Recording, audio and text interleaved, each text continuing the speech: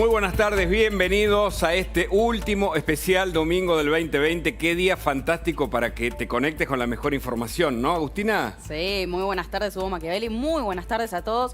Pasó la Navidad, estamos en el medio de las fiestas, pero las noticias siguen sucediendo, por supuesto. Así que hoy vamos a estar analizando todo lo que pasó en la semana, haciendo un balance y, por supuesto, viendo qué nos depara el 2021, en términos de pandemia, de economía, a nivel político, porque, claro, ha sido un año tremendo, Hugo, y vamos a ver qué se nos viene para el año que viene. Exacto. Y además comienza la vacunación en la Argentina. Vamos a hablar con Marta Cohen, ustedes saben, es la patóloga y médica argentina que está en Londres, uno de los primeros lugares donde se empezó a vacunar en el mundo con la vacuna Pfizer. Acá ya está la Sputnik y entiendo que pasado mañana se empieza con la vacunación. Vamos a explicar cuál es la situación real de esa vacuna en términos científicos, médicos y efectivamente cuánto puede durar el proceso de vacunación. Pero también vamos a hablar de economía y vamos a hablar con Roberto Cachanós, que ustedes saben que es una persona que es muy crítica, pero tiene datos muy certeros. Y nos vamos a meter, además, en el caso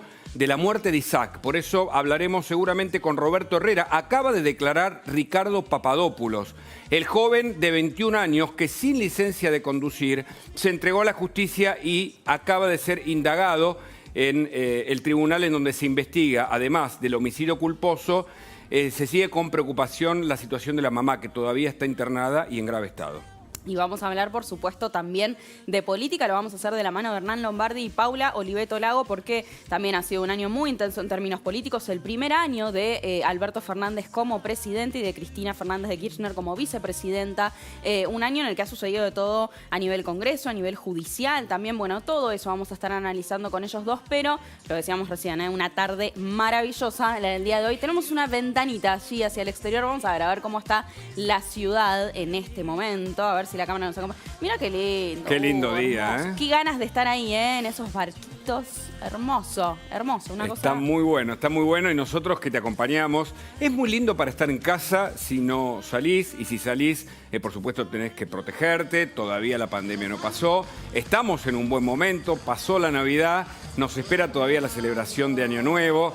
Te recomendamos los cuidados y además vamos a hablar sobre esas cuestiones fundamentales. ¿Cómo pasaste la Nochebuena y la Navidad, Agustina? Bien, muy bien. Sabés que hacía mucho que no pasaba las fiestas acá con la familia en la ciudad, así que aprovechando también un poco ese espacio lindo, distinto, por supuesto, este año, con distancia social, barbijo y todo eso, pero bueno, no por eso un momento especial también. ¿Vos? Sí. Bien, muy bien, en familia, disfrutando con todos los cuidados y por primera vez en mi vida me disfracé de Papá Noel, una experiencia inolvidable. Loca. Ahora entiendo... Decime que la producción ya tiene preparada No, de ningún modo, pero quiero decir que... ¿Qué te motivó a disfrazarte este año por primera vez de Papá Noel? El amor a la familia. Créeme que hay varios integrantes, algunos bien chiquitos, que me motivaron a hacer eso y de algún modo, no sé, a renovar el espíritu navideño. Yo creo que la pandemia, la cuarentena y ahora la dispo nos reciclaron en los vínculos más cercanos, nos hicieron valorar muchas cosas que por ahí estaban olvidadas y de algún modo la familia, ese círculo más íntimo que tanto apreciamos, creo que mereció en este caso ese gesto, pero que cada uno lo ha vivido de un modo particular. Porque vamos a contarle a la gente, vos sos abuelo. Soy abuelo.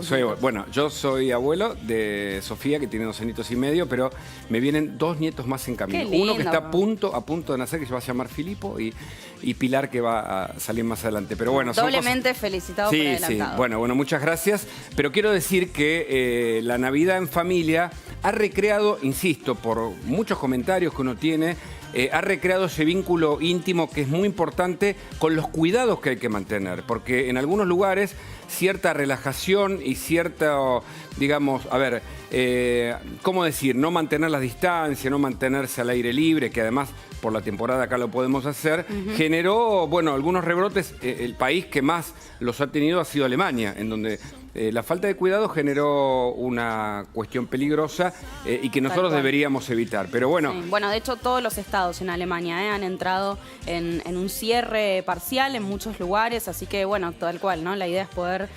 Sabemos que la segunda ola va a suceder, la idea es poder hacerlo lo menos nociva posible, así que bueno, a seguir los cuidados. También ahora se viene el 31, así que a seguir también esos mismos protocolos, disfrutando en familia, pero Yo me reía un poquito estos días porque tenía los dos tipos de alcoholes en la mesa a la hora de brindar. Tenía en la mesa el champán y al ladito tenía el alcohol en gel para que todos nos fuésemos pero no hay que equivocarse así con que eso, ¿no? realmente, Y hay que mantener el cuidado. Especial, si tomas alcohol, obviamente no manejes. Totalmente. Y todas las recomendaciones que vamos a estar también contándote Así aquí, es. por supuesto, de cara al fin de año.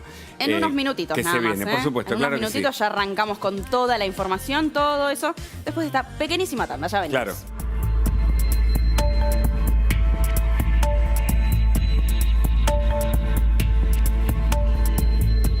Seguimos aquí en Especial Domingo, Agustina, y ya tenemos a Marta Cohen desde Inglaterra. Yo no sé si está en Londres o en Sheffield, pero bueno, está en Gran Bretaña y nos va a ayudar a entender cómo está Europa en cuestiones de pandemia, cómo está el proceso de vacunación y qué se ve desde allí con respecto a la Argentina. Hola Marta, muchas gracias por este contacto. Agustina Girón y Hugo Machiavelli te saludan.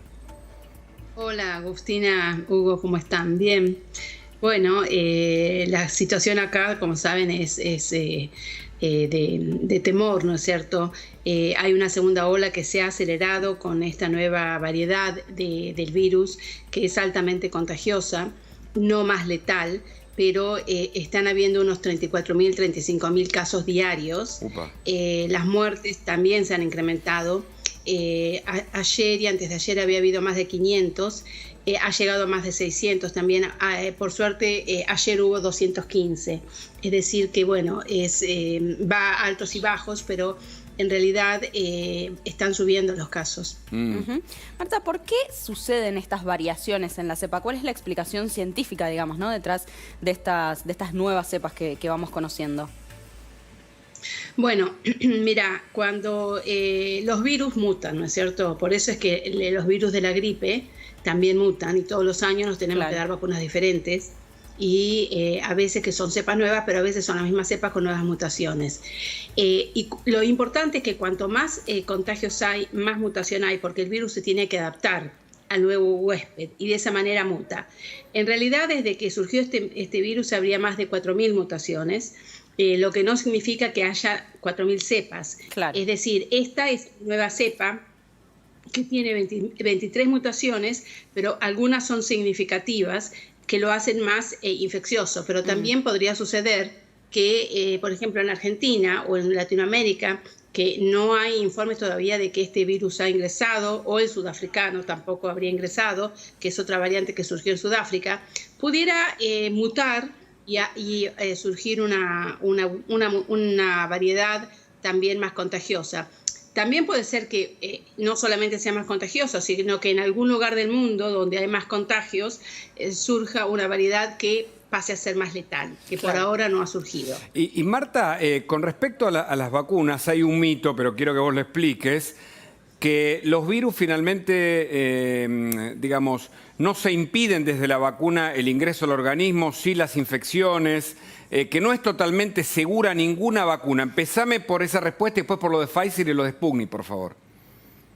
Sí, bueno, es verdad que con todas las vacunas que se ha probado, incluso con la misma vacuna de la gripe, que uno se acostumbra a dar una vez por año, sobre todo los que trabajamos en personal de salud, en la salud o las personas mayores que se les recomienda. Uno puede tener una gripe, uno puede tener el coronavirus y lo que se ha encontrado, por ejemplo, con la vacuna de Oxford, que es la que yo más he estado siguiendo y leyendo, de los 11.636 vacunados, 131 tuvieron una infección por el virus, pero la infección fue leve, o sea, fue un resfrío, ¿no? Ninguno requirió. Por eso es que hoy habrán leído ustedes que salió en el Times de acá el director de AstraZeneca que dijo que la vacuna daba un 100% de prevención contra una enfermedad grave.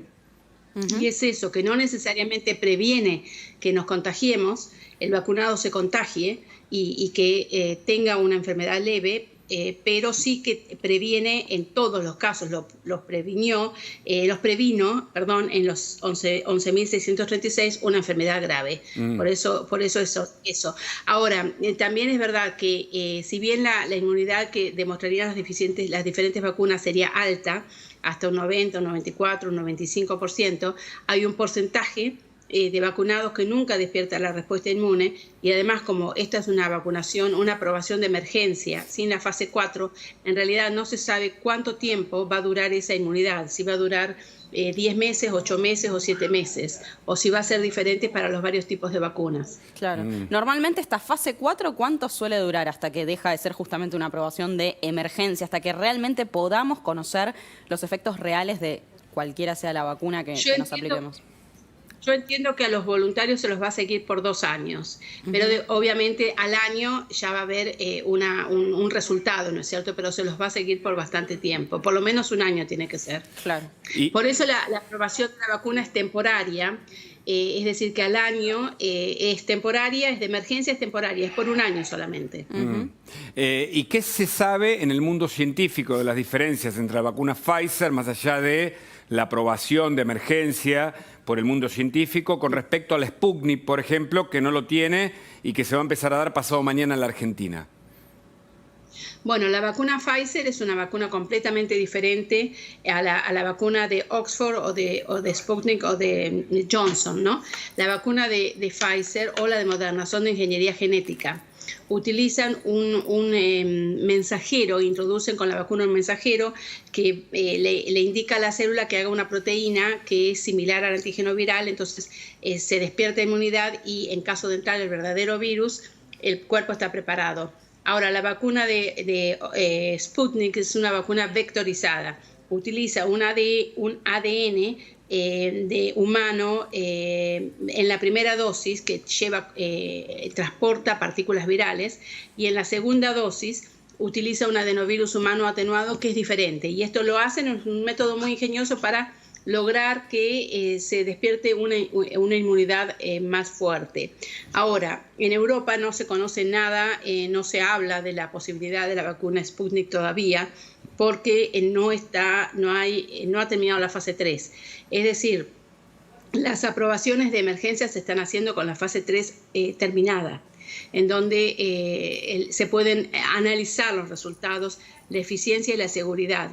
Así que cuando esté terminada la fase 3, yo no dudo que en Europa y en Estados Unidos se va a hablar de esta vacuna, va a haber publicaciones internacionales, porque tanto Pfizer como Oxford han publicado sus resultados en revistas internacionales, donde lo que se dice peer review, cuando se somete al escrutinio científico de sus pares. Entonces, en el Lancet o en el New England Journal of Medicine se publicaron estos 2 laboratorios los resultados. Y bueno, se espera que la Sputnik, cuando termine la fase 3, que no sería antes de marzo, también los publique, y ahí ya se podrá entrar a hablar de esta vacuna, que en realidad es una vacuna que se necesita. Yo tengo confianza de que es un método seguro, es similar al método de la vacuna de Oxford, es diferente, pero tiene similitudes. No dudo que la ciencia le va a dar la bienvenida cuando sea el momento en Europa. Recién hablabas de una duración de 1 año, o al menos de un seguimiento durante 1 año. ¿Cuánto tiempo puede durar la inmunización? Es decir, ¿puede suceder que dentro de 1 o 2 años esta vacuna ya no sirva más? Bueno, puede suceder que el virus mute suficientemente como para que la vacuna, como la vacuna de la gripe, que te dura 1 año, después hay mutaciones nuevas y hay que adaptarla, puede ser que suceda lo mismo, ¿no es cierto? Por supuesto que si hay que adaptarla, las vacunas de ingeniería genética son más fáciles de adaptar. Si bien es un método completamente novedoso, es la primera vez que se utilizan, hace 1 década que se empezaron a diseñar estas vacunas, pero como es un mensaje que no es de laboratorio, sino que es un mensaje que se genera, se le puede alterar el mensaje poniéndolo a las nuevas características del genoma viral modificado, y de esta manera sería más fácil y más económico, y según escuché, Pfizer tardaría algo así como 6 semanas en actualizar las vacunas. Pero bueno, pensemos que puede ser que por ahora no, por ahora se dice que no habría necesidad de modificar las vacunas, pero en un futuro, si mutara mucho o suficientemente como para cambiar los requerimientos, podría ser que sí. Claro, pero es modificarla, digamos, no habría, o por lo menos por el momento no hay perspectivas de tener que partir de cero de una nueva vacuna, sino que modificándola se puede ya trabajar. Porque mira, yo no soy una experta en vacunas, yo lo que hago es leer mucho. Y esa fue una pregunta. ¿Por qué dicen? Claro, ¿por qué dicen? Bueno, me interesa la microbiología post-mortem, ¿no? De ahí mi contacto con el coronavirus. Claro. Pero, yo me preguntaba por qué no hay que modificarla. Y en realidad escuché a un experto hablando y la situación es la siguiente. Si bien se modificó en estas 23 mutaciones hay una modificación muy significativa, que es en la corona del coronavirus, en la glicoproteína S, que es la que utiliza el virus para ingresar al receptor de la célula y que se lo ha facilitado. Sin embargo, el ingreso a la célula no es a partir de solamente un factor, sino es algo multifactorial. Entonces, los demás factores todavía están protegidos porque no habrían mutado, por lo menos en esta nueva cepa. Claro. Lo cual es importante, ¿no? Claro, claro. Marta, ¿y qué nos espera el 2021? Estamos a días nada más. ¿Imaginás un año similar al 2020 o por el efecto que ya no tendrá la misma sorpresa que este año y por los conocimientos que hay y la vacuna, podemos mirar con esperanza o con mejores perspectivas? Bueno, mi temor es en Latinoamérica un segundo pico, como sucedió en Europa. ¿Y por qué es mi temor un segundo pico? Porque las vacunas no van a estar disponibles masivamente en Latinoamérica para cuando comience el otoño, que sería a fines de marzo, abril. Ajá. Entonces, eso es mi temor. Y yo lo que he dicho, y déjame que te mencione en mis redes, porque yo es lo que voy subiendo a redes. Claro, arroba DR Marta Cohen en el Facebook o en el Instagram.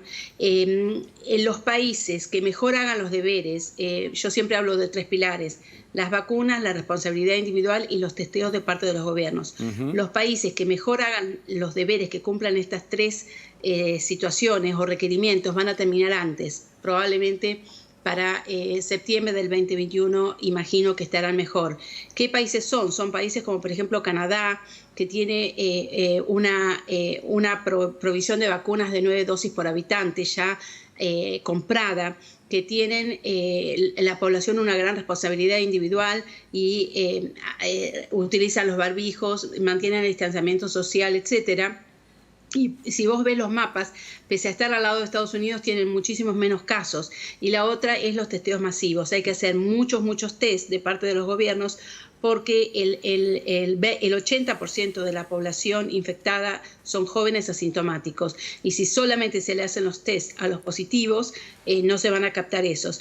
Y en el otro extremo está, por ejemplo, el continente africano, donde pareciera que no hubiera casos, pero en realidad no es que no hay casos, es que no hay test, no hay diagnósticos, no hay tratamientos, y de las vacunas en África no se habla hasta el 2022. Entonces vos tenés una gran diferencia en el mundo, ¿no es cierto? El mundo más desarrollado, más educado. Por eso yo digo, cuando termine la pandemia, los gobiernos de todo el mundo van a tener que invertir en salud pública, en educación primaria y secundaria, no hablemos de educación universitaria, y en ayuda social, porque los países que tuvieran esas fortalezas de entrada fueron los países que creo yo, o son los países que antes van a terminar con la pandemia, y después quedará en distintas partes del mundo estos resabios, ¿no? Claro. Hasta que se extinga eventualmente. Clarísimo. Marta, muchísimas gracias por este contacto con nosotros, muy clara como siempre. Gracias. Cuídense y feliz año. Feliz año. Muchísimas gracias, Marta Cohen, quien hablaba con nosotros. Ahora, si nos vamos a una pequeña tanda en instantes, seguimos con más Especial Domingo, muchísimas entrevistas, política, economía y todo lo que necesitas saber para estar informado. Ya venimos.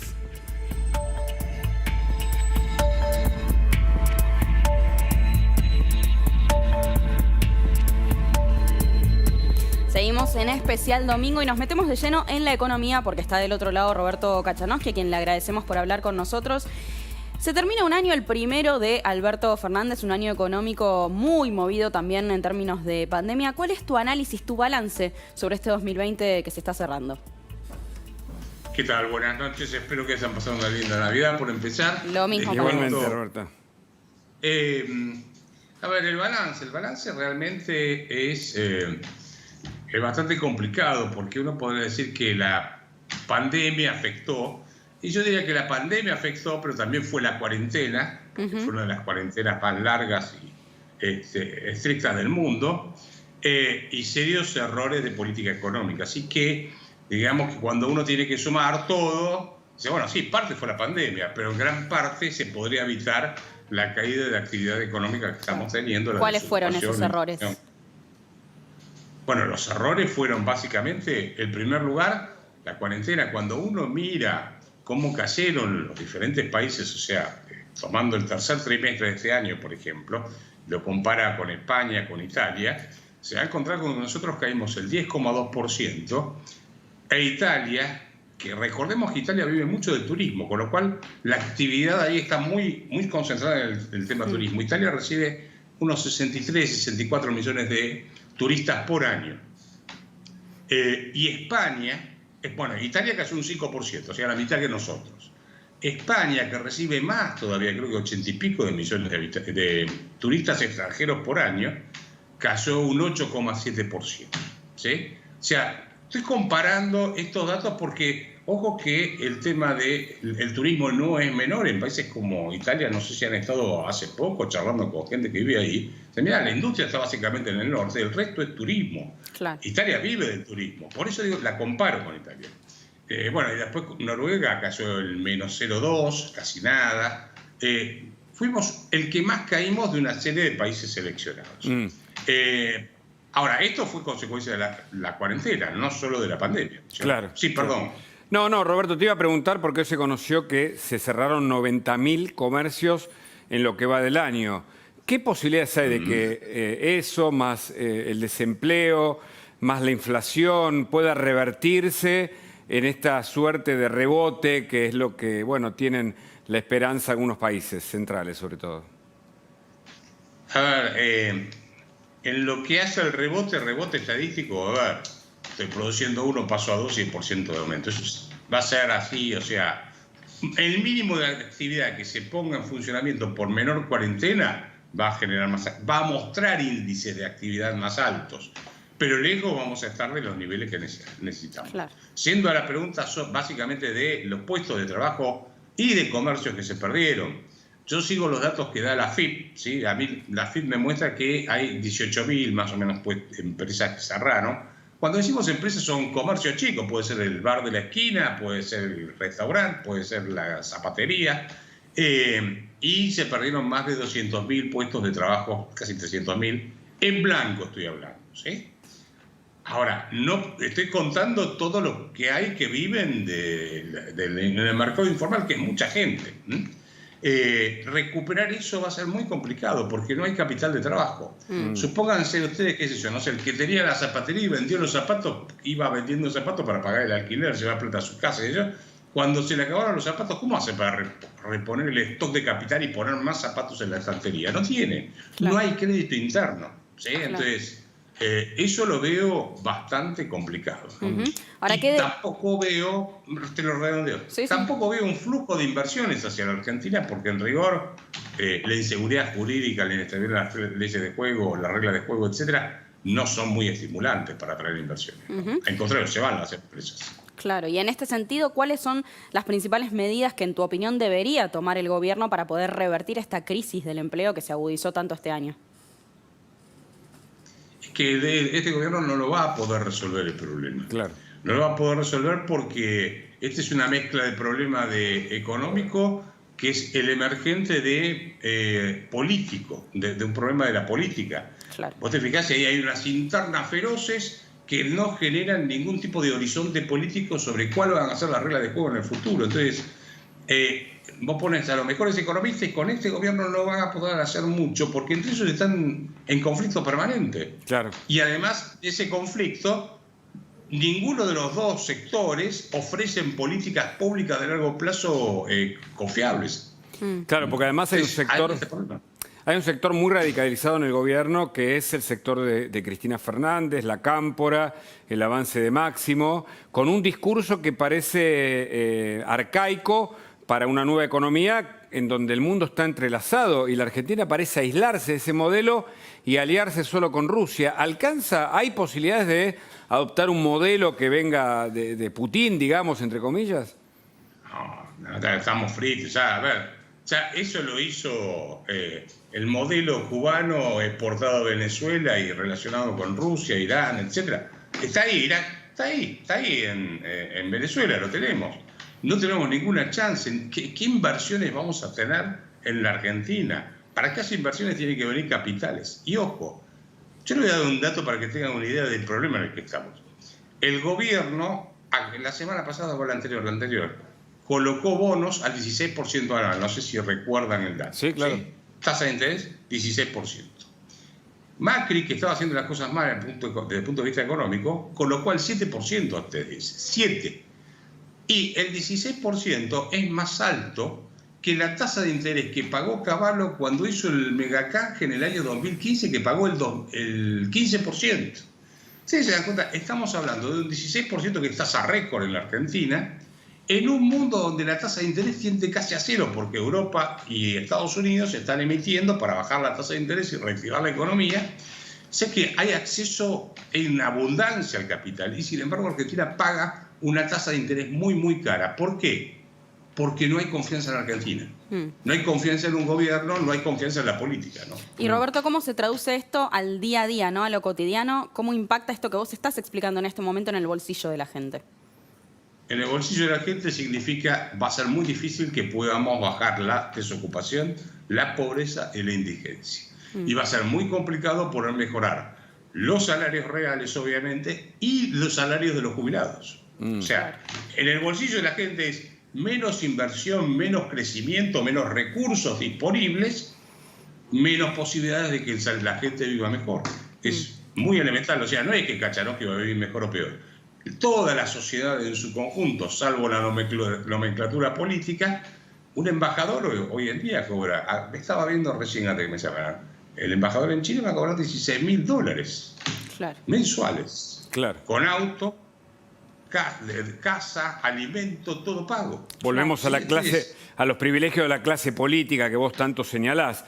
Ahora, ¿puede ser que un sector del gobierno, de algún modo, como no puede resolver el problema, crea que el Estado, después de un país empobrecido, puede ser el único benefactor a través de planes o algún tipo de discurso más de sentido populista y de auxilio frente a la miseria que crece?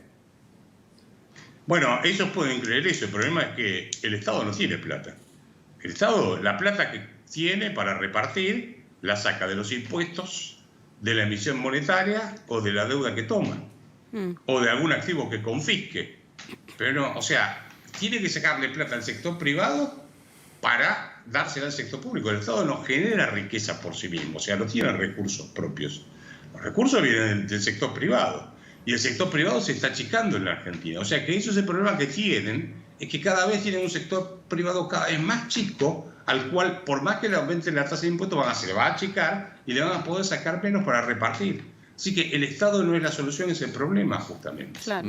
Bueno, y me sumo exactamente al revés. Me sumo a la pregunta de Hugo. Y me pregunto justamente, digo, ¿cómo va a ser el Estado en el 2021 para sobrellevar todo lo que gastó en términos de, digo, sabemos, ¿no? Cuarentena, IFE y todo ese tipo de gastos a nivel fiscal que tuvo que hacer, que, digamos, es plata que salió y no se volvió a generar? No, eso, a ver, eso es ya fue emitido y ahí el problema es que es una inflación futura. Claro. Ellos reciben, el Banco Central había emitido deuda propia que no iba a poder pagar cuando se fue Macri de $1 billón. 1 billón con B, ¿no? Y esos están ahora en 2,7 billones de pesos. O sea, multiplicaron por 2,7 la deuda del Banco Central. No financiaron tanto, o sea, la emisión monetaria todavía no se reflejó en la inflación porque ellos emitieron y después sacaron la plata con esa deuda que no la van a poder pagar. Entonces, lo que estamos haciendo es comprar, vamos a pagarlo con inflación futura. A ver, cuando haya que pagar esa deuda, que el Banco Central no la va a poder pagar, va a tener que emitirlo porque va a hacer un plan Bonex, una de dos, ahí vamos a tener un serio problema. A tu pregunta es, mirá, lo que hicieron fue patear la pelota para adelante, ¿sí? Ahora, cuando llegue el momento crítico van a tener dos opciones.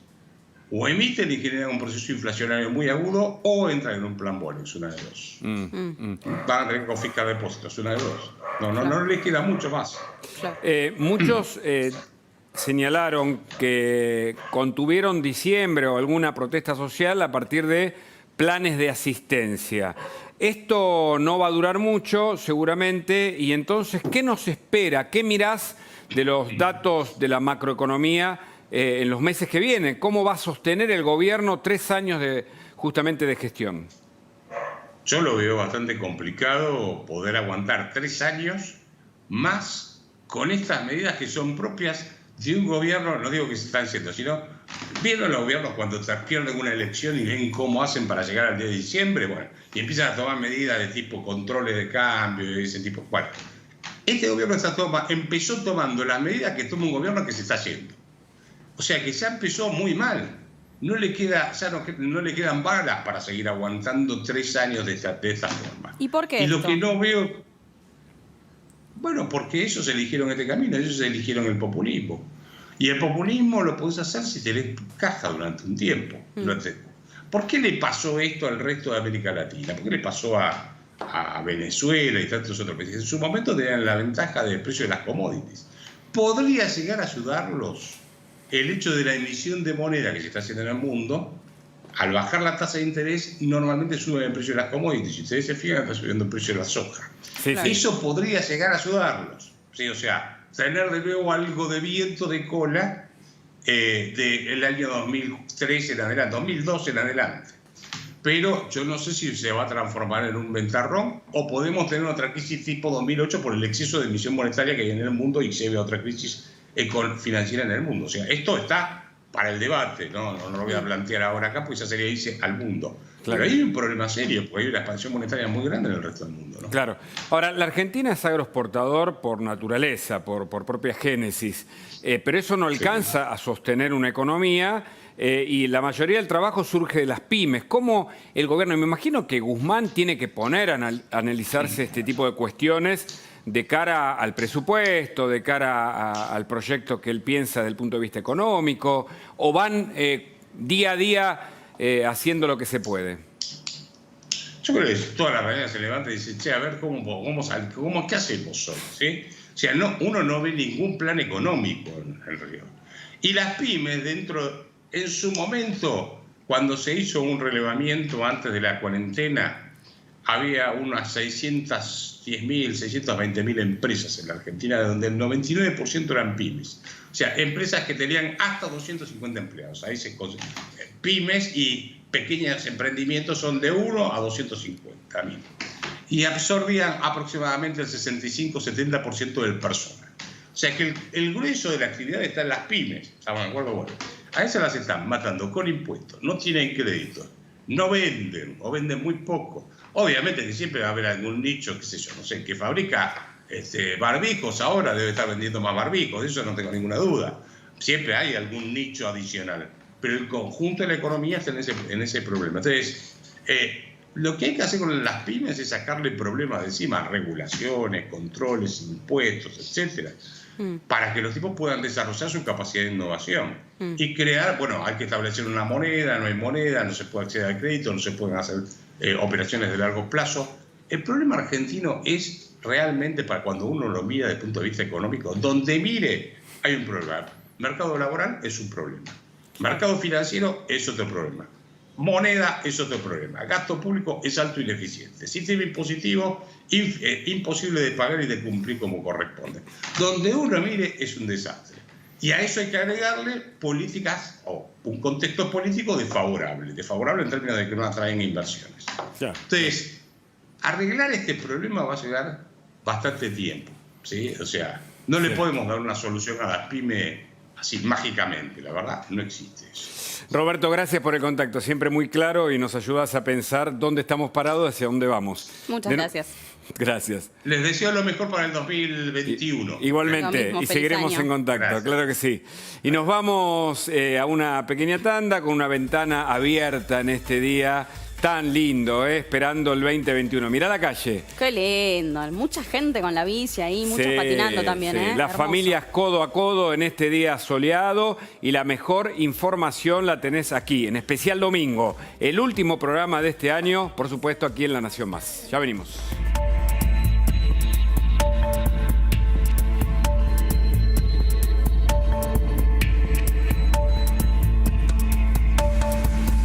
Seguimos aquí en Especial Domingo hasta las 20, por supuesto, y después La Cornisa, un programa inédito con muchísimos informes que son especiales y que te van a contar gran parte de lo que pasó este año. Un año de pandemia, de cuarentena, de muchos hechos que además merecieron investigaciones periodísticas y por supuesto todo lo que necesitas saber sobre la vacuna. Hablamos ya con Marta Cohen, nos vamos a meter en la política, vamos a hablar con Hernán Lombardi, vamos a hablar con Paulo Oliveto. Hay una avanzada, Agustina, de sectores de la Cámpora, que incluso de la mano de Máximo, según cuentan los diarios hoy, parece que quieren disputar el partido justicialista. Hay una interna en el gobierno, en definitiva, por eso también hablaremos con Oliveto. Pero lo que está pasando, y que seguramente tendremos imágenes, tiene que ver con las fiestas clandestinas. Una vez más, un allanamiento en Aedo, como 600 o 700 jóvenes en una fiesta en donde puede pasar lo peor, porque no solo a través de los contagios, sino el uso y el exceso de alcohol y de otras sustancias muchas veces que ocasionan muchísimos problemas, muchos se van manejando, en fin, distintas circunstancias que hay que tener en cuenta de cara a este fin de año para que nos cuidemos. Así que vamos a hablar de ese tema y de tantos otros durante, bueno, nos queda más de una hora de programa. Sí, lo vamos a ver seguramente en un ratito, esas imágenes de también la preocupación, ¿no? De cerca de 700 personas juntas sin tapabocas, en un ratito lo vamos a ver. Pero ahora lo que te quiero mostrar, Hugo, es la calle, porque claro, es un día hermoso, divino, y mientras te informamos también te vamos a mostrar un poquito lo que está sucediendo afuera. Mucha gente aprovechando de este día, mira, Qué lindo. Corriendo, andando en bicicleta, patinando. La verdad que una tarde hermosa la que estamos viviendo en el día de hoy. No sé si tenemos la temperatura, pero hace calorcito, la verdad que está divino. Sí. Está lindo, hay que cuidarse, pero se puede 27.8 la temperatura 27.8. En este momento, Hugo, hermoso. Claro, está comenzando el atardecer, baja el sol y es el momento para entrenar, para hacer alguna actividad física, para aprovechar. Como haces vos, Hugo Machiavelli, ¿eh? Porque Hugo Machiavelli, les contamos, es un corredor. ¿Cuánto hiciste ayer? Ayer hice media maratón, 21K, excelente, para terminar este 2020. ¿Dónde corres? ¿Ahí por Palermo? Bueno, voy corriendo, sí, un poco en Palermo, Agronomía, Villa Devoto. Tengo que terminar este año con los 5.000 kilómetros. Pero bueno, 5.000 kilómetros que hice a lo largo de los últimos tiempos. Muy bien. Digo, la actividad física además, se sabe a esta altura, y los médicos lo recomiendan, ayuda al sistema de defensa, ayuda a la salud pública, es bueno en lo personal y en lo comunitario, y la gente lo ha aprovechado. Después de estar en cuarentenados o aislados durante muchos meses, la gente hoy disfruta de esto. Y está bien mantener la distancia, mantener los cuidados, tratar de, evitar, digamos, la mayor cantidad de gente posible alrededor y juntarnos al aire libre, de eso se trata. Bueno, ahí los vemos, ¿no? A esta familia, por ejemplo, como tantas otras que están allí disfrutando, aprovechando de este día hermoso. Aprovechando en familia también lo que es importante es esto, ¿no? La distancia social entre los grupos, que eso es muy importante y allí lo vemos cumpliéndose por suerte en Palermo, y aprovechando para salir y disfrutar de esta tarde. Pero si te parece, nos empezamos a meter ya en la política. Sí, porque lo que ha pasado en la última semana, nos queremos quedar con el aspecto positivo. Sabemos que llegó la vacuna Sputnik, ya se sabe que pasado mañana comenzará la vacunación. En las últimas horas se supo oficialmente que el gobierno ruso autorizó la aplicación para mayores de 60 años, pero en el medio se nos coló esto, algunas imágenes de una política de comunicación que exacerba lo épico y que no sé si es una falta de respeto o cómo decirlo. Por momentos parece algo de otras épocas, ¿no? De ciertas comunicaciones en blanco y negro, con relatos de vuelos, el vuelo de la esperanza. Esta cuestión de exacerbar la búsqueda de la vacuna Sputnik está muy bien, pero que no tiene que estar rodeado de una comunicación tan, digamos, llena de, a ver, ¿cómo decir?, de sobrecomunicación, de sobreargumentación, ¿no? De sobreactuación, Agustina.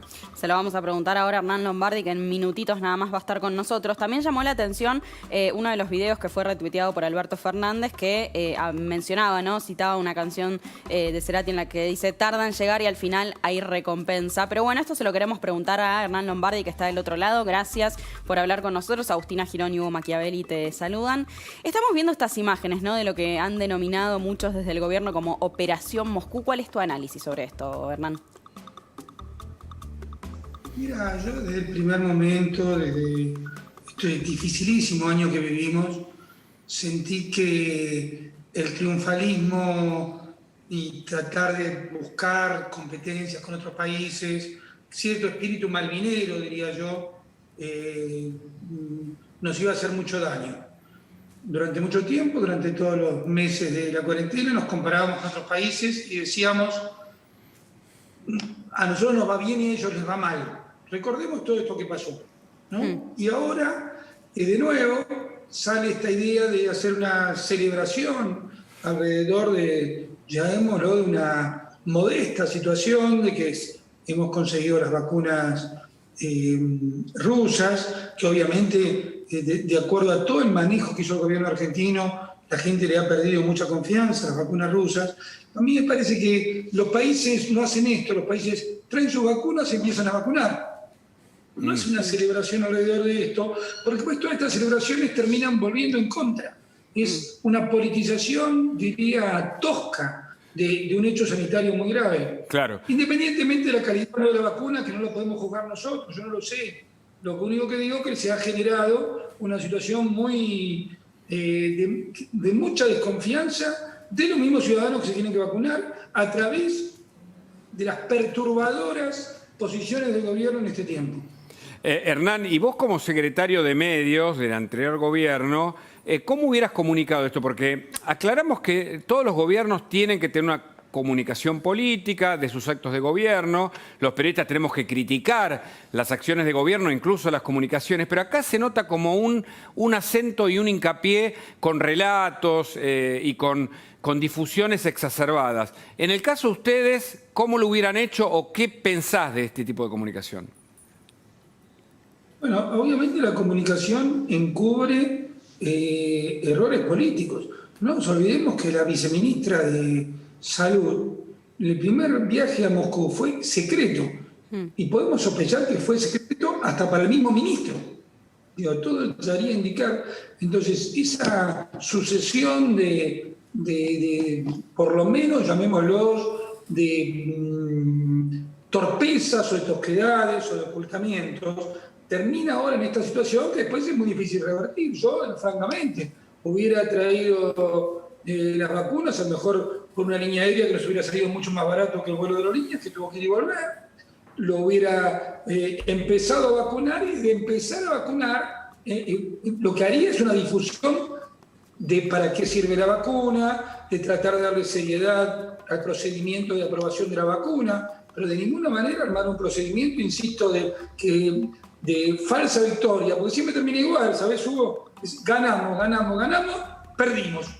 Vamos ganando, perdimos. Y eso es una historia, algo que se repite en los procedimientos de este gobierno. Recién hablabas de errores en los que ha incurrido el gobierno. ¿Cuáles son esos principales errores que vos mencionás, teniendo en cuenta también que ha pasado un año ya desde el inicio del gobierno de Alberto Fernández y que cierra este año tan particular? No, yo quiero ser claro, es el peor primer año de gobierno del 83 a la fecha. Obviamente arrancó la pandemia, que nadie la previó, pero la respuesta a la pandemia, que fue la cuarentena eterna, pudo haber quedado justificado los primeros 45 días. Pero después nosotros tenemos los peores resultados económicos del mundo. Estamos en los 10 primeros países con caída de producto más grande. La caída de producto es la más grande del mundo. Estamos en unos resultados sanitarios muy malos, también entre los 10 primeros países con la mayor cantidad de muertos por millón de habitantes. Y a su vez hemos conculcado gravemente las libertades, digamos. no quiero recordar, porque ¿viste? Estamos a fin de año, pero el caso de Solange, o el caso de Abigail, todas las cosas que pasaron este año, con respecto a la conculcación de libertad, de gente que no se pudo despedir, padres que no se pudieron despedir de sus hijos, hijos de sus padres, una cosa sinceramente muy triste la que pasó. Y encima los estados sanitarios son muy malos, los económicos son pésimos. Entonces, el manejo ha sido, insisto, el peor primer año de gobierno desde que comenzó la democracia. Se conocieron datos de una encuesta, hoy se publicaron, que las imágenes negativas de los políticos argentinos están, primero, creciente, la de Cristina Fernández, y segundo, Mauricio Macri. Digo esto pensando en la comunicación y en tu especialidad. Finalmente, este tipo de campañas, cuando la gestión no es buena, ayudan, comunicar desde el punto de vista, incluso del propio embajador ruso que hizo la B cuando llegaron las vacunas. ¿Dónde estamos en materia de comunicación, Hernán? Estamos muy mal porque la politización del problema sanitario, que se dio desde el primer día, la politización del problema sanitario, terminó redundando en un efecto boomerang. Hay mucho dolor dando vueltas, ¿no? Mucha angustia. Vos sabés la cantidad de gente que está sin trabajo, y me animaría a decir la que se va a quedar sin trabajo los próximos meses. ¿A vos te parece que da para... Uno puede dar, justifiquemos, banquemos juntos, apoyémonos mutuamente, pero nunca para esas euforias que realmente no solo no conducen a ningún lado, sino que vamos a tener problemas cada vez más serios, ¿Por qué? ¿Por qué te digo problemas cada vez más serios, Hugo? Porque se divorcia la confianza de la gente en la dirigencia. Si eso agregás que el gobierno lleva una agenda muy manejada por la vicepresidenta de la Nación, que poco tiene que ver con los problemas de los argentinos. La agenda del gobierno es la reforma judicial. La agenda del gobierno es mover jueces. La agenda del gobierno va a ser la reforma jubilatoria, que va a ser un grave golpe a los jubilados. Vos me podés decir, esa agenda poco tiene que ver con lo que uno ve y transcurre todos los días cuando camina por la calle. Entonces, ¿qué es lo que pasa? Cuando vos ves, el ciudadano ve que el dirigente no lo representa, se empieza a generar una bifurcación que es cada vez más peligrosa. Mencionabas recién la reforma judicial y la reforma jubilatoria. ¿Qué va a pasar en el 2021 con eso, en tu opinión? Mira, yo estoy convencido y esperanzado con que la reforma de la fórmula de actualización de las jubilaciones no pase por la Cámara de Diputados esta semana. Sería un grave golpe a los jubilados. Yo prefiero, hablemos de datos y no de opiniones. Con la fórmula por la cual al gobierno de Mauricio Macri y a toda la gente nos tiraron 12 toneladas de piedras, con esa fórmula hoy todos los jubilados se hubieran pedido aumentos durante 2020 del 42%. Sin embargo, con la discrecionalidad, porque ustedes saben que este año no hubo fórmula de actualización del presidente Alberto Fernández, a los que ganan la mínima les aumentaron el 35%, por tanto perdieron 7 puntos, 1.000 pesos por mes. Y a los que ganan 3 veces la mínima, que son 60.000 pesos, que un poco es fortunas, les comieron 18.000 pesos por mes. Comparado al aumento que hubiera sido con el aumento que fue. Entonces, a mí me parece, estoy esperanzado que eso no salga de la Cámara de Diputados, porque sería una nueva afrenta transgeneracional, ¿no? Como que se golpea una vez más a los que no se pueden defender, que son los mayores. ¿Y en términos de la reforma judicial? En términos de reforma judicial, yo espero también que prime la sensatez, las recomendaciones vos fíjate lo que pasa con la comisión esta Veraldi, partamos del absurdo que una comisión sospechada de trabajar para la impunidad de los graves hechos de corrupción sucedidos desde el gobierno de Cristina Fernández, está integrada por su abogado defensor. Se pierde por completo el sentido común, ¿no? Pero además las recomendaciones, fíjate, las recomendaciones son... Hay algo que pierde el periodismo y por lo tanto a veces pierde la opinión pública. Viste que no todas las recomendaciones son unánimes. Por ejemplo, las recomendaciones que dicen, esta recomendación de la comisión salió 6-5. se pierde de vista que los 11, todos los miembros fueron designados por el presidente de la Nación. No es como salir 6-5, llamémoslo, en un tribunal, o, bueno, no sería el caso, 2-1 en un tribunal de justicia donde están los jueces. Claro. O en una comisión de la Cámara de Diputados donde se integra proporcionalmente. La comisión fue discrecionalmente decidida con el dedo del presidente de la Nación. Entonces, ¿cómo me intentan explicar? Es una ofensa a la inteligencia decir cómo votan. Pero claro, ¿cómo importa? ¿Cómo votan si está todo decidido a dedo? Es como decir cómo votan en, no sé, en el cumpleaños de mi hija. ¿Qué sé yo? No tiene ningún sentido. Ahora, dicho eso, tratar de crear un tribunal intermedio por debajo de la Suprema Corte es primero, es claramente inconstitucional.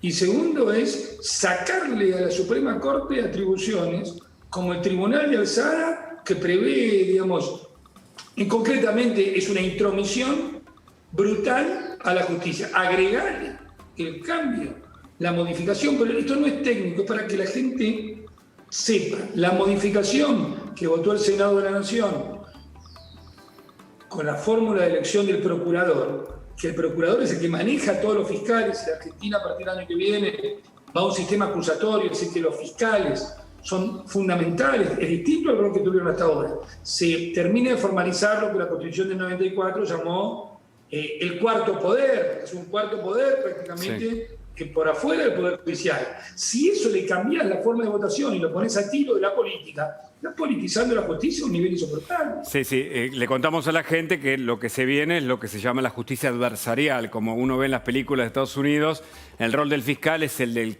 investigador principal. El juez no investiga como hasta ahora, sino que es garantía del proceso. En ese sentido, me parece que el gobierno también va por dos frentes. Vos me dirás si estoy o no acertado. Por un lado, criticar a la Corte. Por otro lado, la reforma constitucional. E incluso muchos hablaron, en el caso de Vudú, del indulto. ¿Es posible finalmente que si parte del gobierno actual van avanzando en su juicio en contra de ellos, puedan apelar a esta idea y puede prosperar la idea del indulto firmado por el presidente Alberto Fernández, la idea de la reforma constitucional, Hernán? Son dos cosas distintas, ¿no? La experiencia ha demostrado que si a este gobierno no le pones límites, avanza con todo. Avanza a lugares insospechados. Si vos me decías hace 2 meses, ¿puede el presidente firmar un indulto? Diría, mirá, me parece que sería un disparate absoluto. Pero cuando uno ve que larga una campaña, Navidad sin presos políticos, a presos que han sido condenados por delitos comunes, ratificados por al menos 3 tribunales diferentes, digo, y sí, se pueden animar. Esto es muy peligroso, ¿no? Muy peligroso. Y después, la reforma constitucional. Vos me decís, no hay condiciones para la reforma constitucional. Pero yo escucho lo que dice Cristina Fernández en términos de muy peligroso en términos de, la justicia es el único poder que es eterno. Los jueces no los elige nadie. Estas son normas de la Revolución Francesa que tienen más de 2 siglos, de la época que no había internet. Digo, estás haciendo un ataque a la división de poderes, que es la esencia de las democracias occidentales. Es la esencia por la cual vos y yo, Hugo, y todos los que nos escuchan, vivimos en convivencia. Es nuestro pacto básico, la división de poderes. Que la justicia, el famoso contrapoder que prevé la Constitución, que nadie puede tener el poder omnímodo. Ahora, vos escuchás muchas voces que dicen, si ganamos las elecciones, el Ejecutivo tiene que ser kirchnerista y la justicia tiene que ser kirchnerista. No perdamos tiempo. Y están esas voces. Entonces, la sensación que uno tiene es que disparates como como los que acabo de mencionar, que hace meses parecían imposibles, empiezan a tener algún viso de realidad. Lombardi, te llevo a otro tema por un momento porque nos interesa particularmente tu opinión y tiene que ver con esta frase, ¿no? Nadie es la patria, pero todos lo somos, que se retiró del CCK. ¿Qué opinión te merece, ¿no, este hecho? Bueno, vos sabés que dentro de mi responsabilidad en medios públicos tuve el CCK. Yo Yo de hecho le mandé una carta abierta a Cristina Fernández diciéndole, con honestidad intelectual, yo no comparto el nombre Kirchner, no lo comparto, pero también con honestidad intelectual, ustedes lo pusieron como una ley, se necesita una ley que derogue otra ley para cambiarle el nombre. Nosotros nunca hicimos las cosas por fuera de la ley. Pero con honestidad intelectual, a mí me parece que el nombre Kirchner, Néstor Carlos Kirchner, dividía y sobre todo se había puesto a poco tiempo de su muerte. Dicho eso, ese primer punto sobre el nombre. Siempre nos pareció pertinente, nosotros hicimos la más grande exposición de Borges que se hizo en la historia, Borges el cine, Borges y la matemática, Borges y la física, Borges y las artes plásticas. Y en esa ocasión inauguramos una instalación que creímos definitiva, poniendo frente del CCK una frase de un poema que se llama Oda escrita en 1966. A mí me parece que cuanto más veces lo leamos los argentinos, aprenderemos mucho, que dice: nadie es la patria, pero todos lo somos. Nadie puede arrogarse el nombre de la patria. Todos, siempre Borges dice que arde en mí límpido ese fuego misterioso. Todos somos la patria, pero nadie lo es. Uh-huh. De alguna forma, y no quiero ser en esto falsamente inocente, contraponía esa idea de nadie es la patria con la deformación personalista que a mi gusto significaba ponerle Centro Cultural Néstor Kirchner. Pero nosotros seguimos la ley, se mantuvo. A mí me parece que sacar, como se hizo estos días, la instalación, es un ataque a la cultura, un ataque al pluralismo de ideas, y ¿sabes qué? Una bofetada a los que creemos que todos se deben expresar. Porque una vez más aparece el populismo diciendo esto es lo bueno y esto es lo malo. Y a Borges le voy a dar el lugar que a mí populista se me cante. Además es una falsedad absoluta. Yo he escuchado los argumentos que decían es para preservar la estética de la fachada. Yo no voy a hacer ninguna consideración personal, porque me parece que todas las cosas de ideas pueden ser respetables, pero yo me parece haber visto a Eva Perón en el Ministerio de lo que es actualmente el Ministerio de Salud. Eso no es una afrenta. Borges sí lo es. Vos te das cuenta, siempre esa doble vara, esa doble moral con la cual manejan las cosas, para no decir que este año, para el 17 de octubre, se hizo una instalación lumínica sobre la celebración del peronismo el 17 de octubre. A mí me parece partidario y mal que se usen los edificios públicos para ello, pero me parece mucho peor que escuchan Borges. Yo digo, ¿sabes lo que pienso siempre? Que hay algún ser humano que toma la decisión. Imagínate que estemos vos y yo, digamos, dale, sacamos la instalación de Borges. Digo, porque más allá de la idea, hay alguien que la ejecuta, ¿entendés? Hay un ser humano que sigue Borges, qué sé yo. Es una persona mayor, pasó de moda, capaz que alguien te dice. Claro. Digo, hay que hacerlo, hay que tener, ¿no? Coraje. Hernán, pero desde lo simbólico. Veo una reacción muy positiva de muchos intelectuales, claro, mucha gente que está organizada con esto. De hecho, hay un petitorio en change.org diciendo: señores, devuelvan la frase de Borges al CCK. Porque además Borges, además de ser argentino, es uno de los escritores que ha celebrado la humanidad completa. Pero parece que desde algunos sectores se quieren apropiar de lo simbólico. Ya pasó con Apol en aquel peronismo, la idea del adoctrinamiento que también subyace hoy. Digo, de cara al 2021, ¿eso se cree? Digo, ¿todavía funciona como método, un método de la sociedad de masa de los totalitarismos de los 50? Digo, ¿la gente prende frente a esas ideas de la apropiación de lo simbólico y de lo cultural? Yo creo que no. Tengo la esperanza de que la Argentina podrá vivir en la unidad, en la diversidad, pero admito que a veces ese optimismo republicano que uno tiene se diluye ante estos avances. Insisto, loco, es un avance loco, pensémoslo con dos dedos de frente. Porque fuiste sobre Borges y incluso se equivocan, porque la frase es Oda escrita en 1966, o sea, a 150 años de la independencia de la patria, se equivocan y dicen a los 50 años, digo, todo al revés. Pero, ¿conoces algo más conmovedor, independientemente de Borges o no? De alguien que diga, nadie es la patria, pero todos lo somos. La profundidad de esa idea. Pongamos, nadie puede arrogarse, nadie ni la Bueno, tal vez moleste eso, ¿no? El nadie, ¿no? Es decir, que hay algunos que creen que son la patria, entonces. Que tienen la autoridad Vos sabés, Hugo, que los populismos en el poder tienden a decir: nosotros somos el pueblo, el resto no es el pueblo. Por lo tanto, si no sos el pueblo, prácticamente estás condenado, digamos, ni derecho a pensar. Hay alguna frase de Perón en eso, a los enemigos ni justicia, ¿no? Hay frases, pero Perón cambió también. El Perón adulto no era eso. Pero no hagamos una cuestión de Perón, hagamos el modelo populista.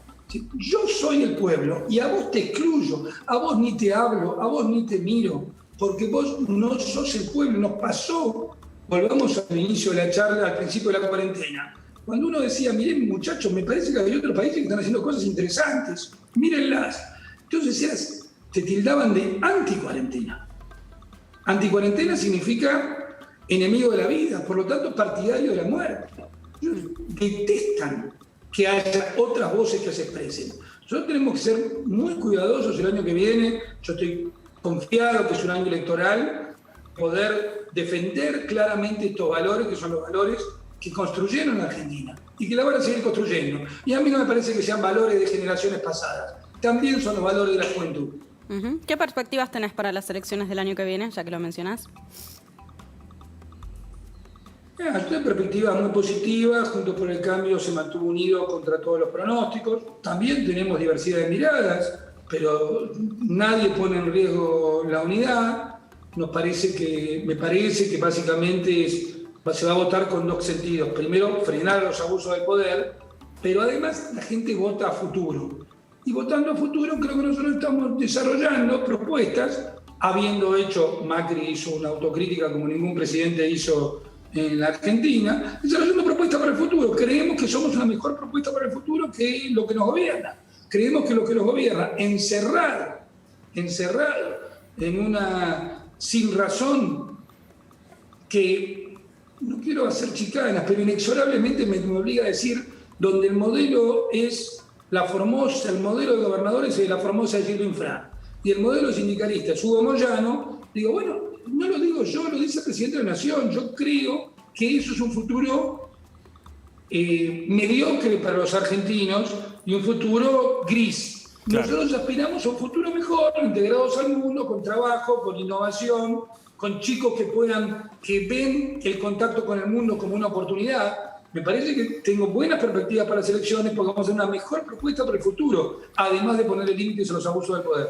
Ahora, ¿qué les respondés a los que dicen que claramente el gobierno es bifronte, tiene la agenda de Cristina y la agenda de Alberto, pero que la oposición también tiene divisiones que aparecen explícitas en algunos momentos? Yo primero, el tema... Separemos los dos temas, Hugo. El tema del gobierno bifronte pondría un signo de pregunta o por lo menos una reflexión. Acá el populismo aspira a ser gobierno y oposición al mismo tiempo. Nosotros tenemos que proclamar la unidad del gobierno. Acá es un gobierno con una jefa política que es Cristina Fernández. La anomalía no es que sea bifronte. La anomalía es que la vicepresidenta es la jefa del presidente.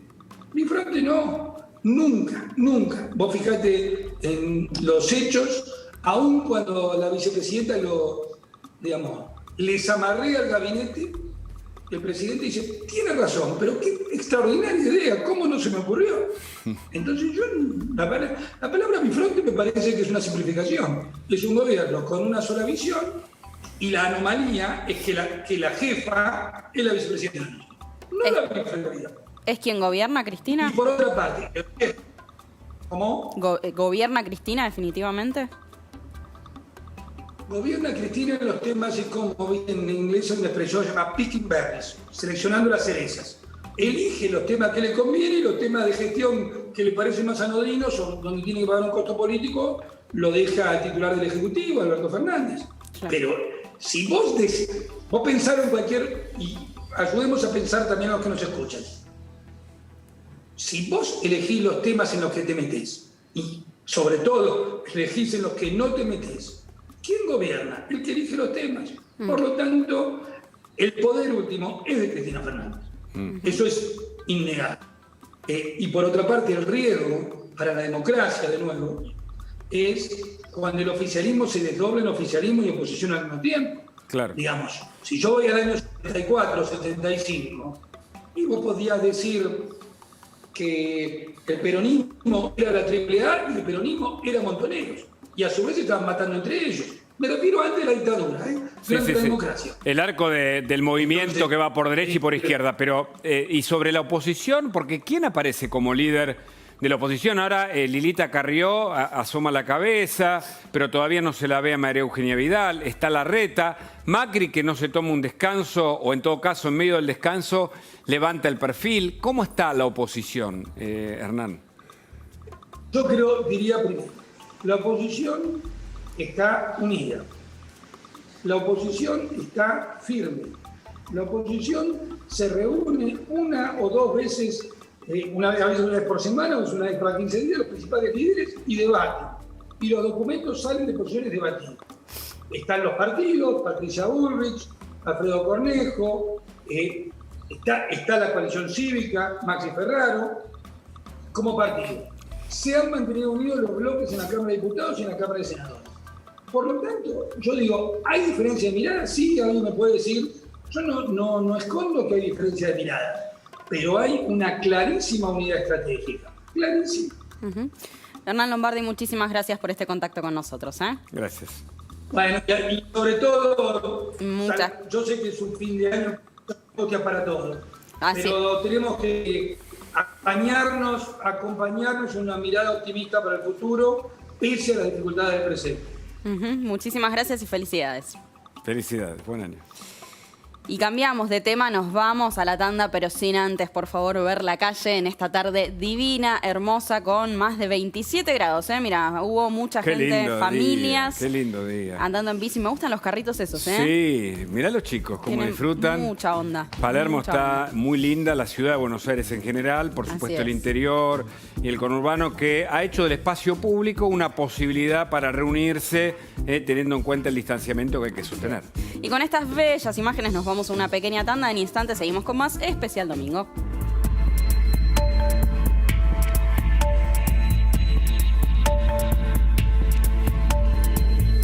Seguimos en este especial domingo, una ventana abierta a la calle, Agustina, para disfrutar de una tarde, además con mucha información, pero por supuesto, mirá estas imágenes. Qué lindo, un poquito de envidia, el calorcito te digo, pero bueno, podemos ver mientras les damos toda la información lo lindo que pasa en la calle. Están medio juntos todos ahí. Este grupito te diría que el distanciamiento, te diría que están con barbijo, ¿no? Pero las imágenes que veíamos hace un ratito, cada grupito estaba bien separado, hay que decirlo. En este caso ya empezaban a relajarse un poquito más, me parece. Recordemos que la idea del distanciamiento implica mantener esas condiciones y además no juntarse con mucha gente, porque ahí es donde se producen los problemas. Claro, la idea, recordemos, según nos han dicho, al aire libre hasta 10 personas. Ese dato es muy importante, Agustina, porque tenemos que preservarnos y nosotros tenemos la obligación y la responsabilidad como medio de comunicación de reiterarte lo que obviamente sabés, pero no está de más que tengas en cuenta permanentemente. La pandemia no se fue, tenemos que resguardarnos, protegernos. La doctora Cohen tempranito desde Inglaterra nos decía que las mejores medidas siguen siendo el lavado de manos, el uso de barbijo y el distanciamiento. De esa manera vamos a evitar una segunda ola que esperemos no llegue nunca, pero que se pronostica para marzo y para abril. Y mientras tanto tenemos la buena aventura de tener este clima veraniego que nos permite juntarnos al aire libre, incluso en las fiestas, ¿no? Sobre todo en las fiestas, que es un tema importante, que en Europa de hecho preocupa porque, claro, digamos, no está esta posibilidad de poder hacerlo al aire libre, así que bueno, eso es una buena noticia. Sabemos que la segunda ola es muy posible que llegue, nos lo dicen los especialistas, pero la clave está en qué tan nociva va a ser, ¿no? Bueno, si llega esta segunda ola, que sea lo más leve posible. Eso también está en nuestras manos, por supuesto, tratando de cumplir todos los protocolos, como veíamos en las otras imágenes, ¿no? La gente separada. Si nos reunimos, recordemos, aire libre, no más de 10 personas. distanciados también de los otros grupos para que cada uno respete su propia burbuja, digamos. Totalmente. Todas pequeñas cosas que se pueden ir haciendo para que esta segunda ola sea lo más leve posible, ¿no? Totalmente. Recordemos que pasado mañana comienza el proceso de vacunación. Se han distribuido las dosis de la Sputnik, que ya se va a empezar a aplicar al personal médico especialmente. Se sabe también a esta altura que las vacunas no previenen absolutamente, pero son una herramienta fundamental, sobre todo para evitar... Ahí nos están saludando, no los a la contagios, cámara, sino las infecciones. Saludan a la cámara. Por supuesto, el equipo de La Nación allí en Exteriores, con la gente que va saludando. Y decíamos que en esta segunda ola también hay mejores herramientas médicas para el tratamiento frente a las posibles complicaciones y que esperemos que llegue, bueno, que no llegue nunca. Por lo pronto, el amesetamiento y un pequeño rebrote hablan de la primera etapa todavía, lo que no pasa en Europa, donde la segunda etapa, en pleno invierno, está trayendo claramente complicaciones, sobre todo en países que no se cuidaron. A diferencia de lo que pasa en Canadá, por ejemplo en Alemania, evidentemente las repercusiones por juntarse y no respetar las normas ha complicado, hay casi 30.000 contagiados por día. Pero la gente acá disfruta en Buenos Aires. Sí, veíamos uno ahí metiendo una siesta furiosa, tremenda. Muy bien, aprovechando. Bien. Este fin de semana largo, porque además el hecho de que toquen las fiestas jueves, viernes, sábado y domingo permite que la gente descanse un poco del agobio de un año estresado, de cuarentena, de pandemia y de muchas complicaciones que, bueno, por supuesto nos deja el 2020, que ya se va. Queda poquitas horas de este año que empieza a despedirse. Qué año, Hugo, por favor, qué año, ¿no? Sí, yo la verdad, año, ayer me acordaba, ¿no?, del momento del brindis del 31 de diciembre y decía, jamás me hubiese imaginado que íbamos a estar viviendo lo que estábamos viviendo, de hecho, en este momento. La verdad es que pero no se puede creer. Pensate, Agustina, el año pasado, que a esta altura, yo no sé si vos estabas, creo que ya estabas afuera, yo prácticamente también, estábamos todos pensando en el reposo de enero o de los meses veraniegos. Nadie imaginaba lo que fue un año que por suerte se está yendo y la gente que empieza a vivir o a respirar se recicla. Esto ha cambiado el mundo, los vínculos, nos aferramos a los afectos, valoramos las pequeñas cosas, el mundo ha cambiado para siempre. Algunos que no quieren salir en cámara, pero allí, y se tapan.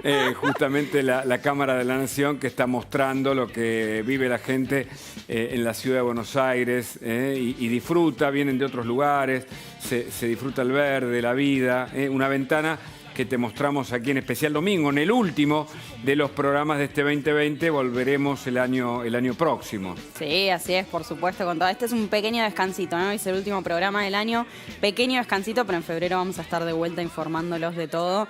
Bueno, el descanso como toda la gente, ¿no?, que estamos viendo ahí, la verdad es que año tremendo. Creo que todos llegamos con un peso encima, ¿no?, fuerte, porque, bueno, nosotros hemos seguido trabajando, hemos podido seguir saliendo a la calle durante la cuarentena estricta, porque justamente estábamos aquí cumpliendo con el deber de informarlos de todo lo importante que estaba sucediendo, pero la verdad es que se siente, ¿no?, la intensidad del 2020. Y fíjate esa nena con el celular, los niños pantalla, es decir, la educación y el aceleramiento de lo virtual en esta pandemia ha sido una conexión fundamental y que, bueno, aceleró el futuro, que ya está con nosotros, los chicos que usan el celular, y es una manera de comunicarnos. Pero hablando de virtualidad, hoy fue la primera declaración de Ricardo Papadopoulos y fue justamente de manera virtual. Sí, y lo tenemos a Roberto Herrera, es el abogado que defiende al acusado del homicidio de Isaac, del homicidio culposo. Este nene de 4 o 5 años que murió, su mamá está internada, fue atropellado en la avenida Directorio. Y Ricardo Papadopoulos, como vos decís, Agustina, muy bien, declaró hoy. Roberto Herrera, su abogado, está en línea. Hola Roberto, gracias por atendernos. Hola, ¿qué tal? Buenas tardes. ¿Qué dijo hoy Papadopoulos? ¿Cuál es la defensa frente a este hecho que nos impactó y todavía nos duele y mucho por la muerte de Isaac? En realidad lo que hizo fue declarar en su acto de indagatoria, y lo que manifestó fue cómo sucedieron los hechos. Declaró que él no pudo observar a la mamá de Isaac con Isaac, que venían caminando, cruzando por la senda peatonal, debido a que un camión, que se puede ver claramente en un video, cruza en rojo y hace de una cortina digamos que no puede observar que del otro lado había dos personas caminando, cruzando la senda peatonal. Sí, pero venía a una velocidad excesiva además de no tener licencia para conducir, Roberto. Está bien, eso lo tiene que determinar las pericias que ya están ordenadas. Todavía no se puede saber bien a qué velocidad venía.